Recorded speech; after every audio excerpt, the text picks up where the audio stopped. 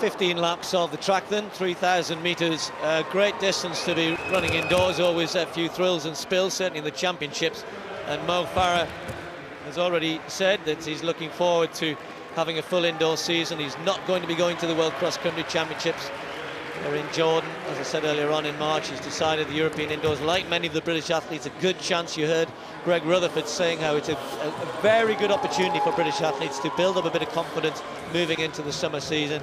And Mo has set off here with a certain amount of intent. I said he's been training in Kenya, reckons he's in pretty good shape, but this is where the real first test will come. Well, certainly when we saw Mo Farah racing last year, he wore the trademark black and white socks all the way up to his knees. There's a huge poster of him in Kelvin Hall doing exactly that. Well, he's dispensed with the socks, Steve, but he's got one black spike and one white spike. I still don't know what that means. And Mo Farah just looking for a bit of help from Gatimba. And I think, as Mo Farah was insinuating in that interview earlier on, you know, this is a big year for him. He's been through all of the major championships now, the Europeans, the Commonwealth Games, World and Olympics. And with the exception of a couple of medals, he felt he should have done better. So this, if you like, is a rebuilding process now, leading right through to 2012. And the field is beginning to split here. Mo Farah just hanging on to Gatimba, who's in the lead. Well, I'm not surprised. They've started off at a fair lick here. The other three perhaps wouldn't have expected that. And even Asmarom, who's not a bad athlete, has run 7:46 indoors for this distance a couple of years ago. He's just wondering whether to go with this early pace or not. You know, I said chatting to Jonathan there about Mo. It's sometimes, to me, it's just his decision making. I said he wants to be more aggressive. You know, he can be quite aggressive in races in terms of going to the front, and it's just sometimes his decision making around when he should be in the lead, when he needs to kick, and that then gets into your training as well, about the times to pile the training in, when to ease back a little bit, which races to sort of come down for in terms of the mileage and the big work that you're doing. So, but you're learning. You know, he's still an athlete learning this trade, if you like. I know he's 25 years of age, but he's gathering experience all of the time, and he is more than capable of mixing it with the very best. Absolutely sure of that. Well, the two athletes who were deep in conversation before this event began. 2:36 for 86 for the first 1,000 meters. That is quite a long way under 8-minute pace at the moment for Mo Farah and Gatimba. But they were deep in conversation at the start line. I wonder if they'd had a chat before this race to say, look, we want a fast time out of it. You're going to help me a bit. And Mo Farah in the lead ahead of Gatimba. I wouldn't be at all surprised to see the Kenyan come round soon and just help him a little bit. There you go, he's actually coming through on the inside. Yeah, I think you've got that spot on, Paul.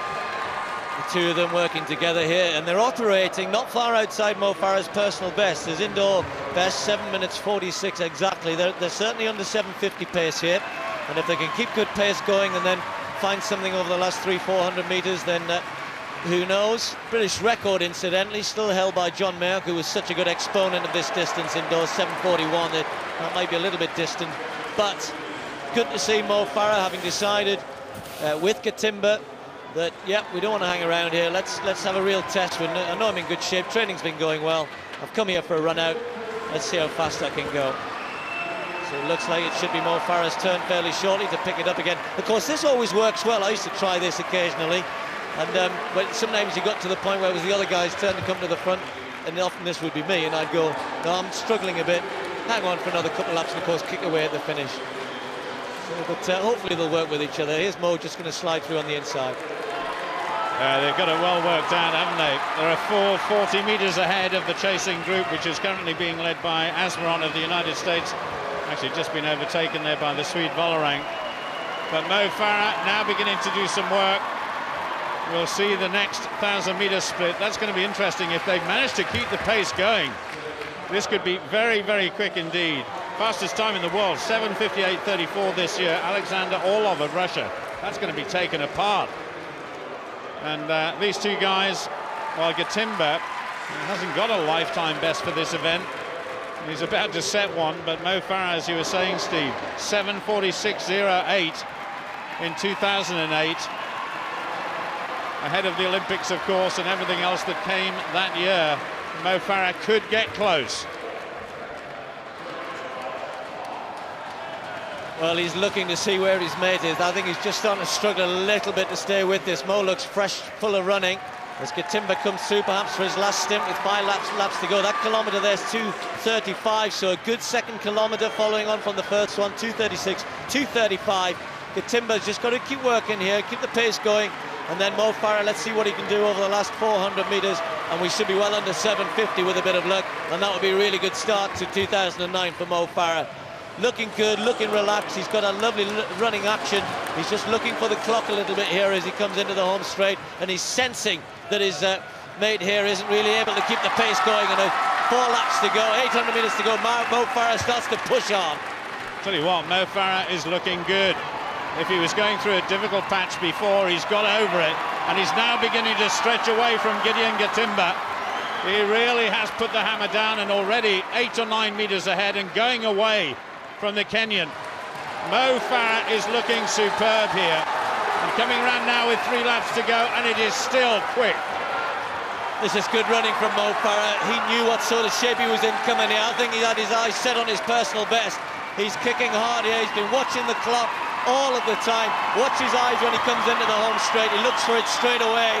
This time round it'll be just 400 metres to go. With every stride he's moving away from Gatimba. This is an excellent world-leading performance from Mo Farah. There he is, he's looking for the clock. He knows if he can run, he only needs to run about 65 seconds for the last 400. That'll be easy. I'll tell you what, earlier he wasn't too far outside of a British record pace, and I think over the last couple of laps he has speeded up just a little bit, so who knows. But Mo Farah getting a rousing reception here at Kelvin Hall, looking superb. Superb running from Mo Farah into the home straight for the penultimate time. Takes the bell here. He's got every chance of breaking the British record here. John Mayok's time, 7:41.09. If he can muster a 31 seconds or so last 200 metres, he's got no one to push him. It's all about Mo Farah on the clock. It will be a personal best. It will be the fastest time in the world this year. Can it be a British record to set him off on what we hope will be an excellent 2009 season? Into the home straight. He's got 5 seconds to go. The crowd cheering him on. It's going to be very close. Mo Farah takes the 3,000 metres and the British record apart. John Mayok's time taken off the record books, replaced by Mo Farah. What a superb run. 7:40.99, a new British record for Mo Farah of Great Britain. Our first victory here. Gatimba left trailing in his wake for the Commonwealth team, 7:49.65. That's still a good time from him. And the third place runner was Volarang. I apologise, they were so far back, not really keeping up with what was going on behind there, but he just won third place and a dip ahead of Asmarom.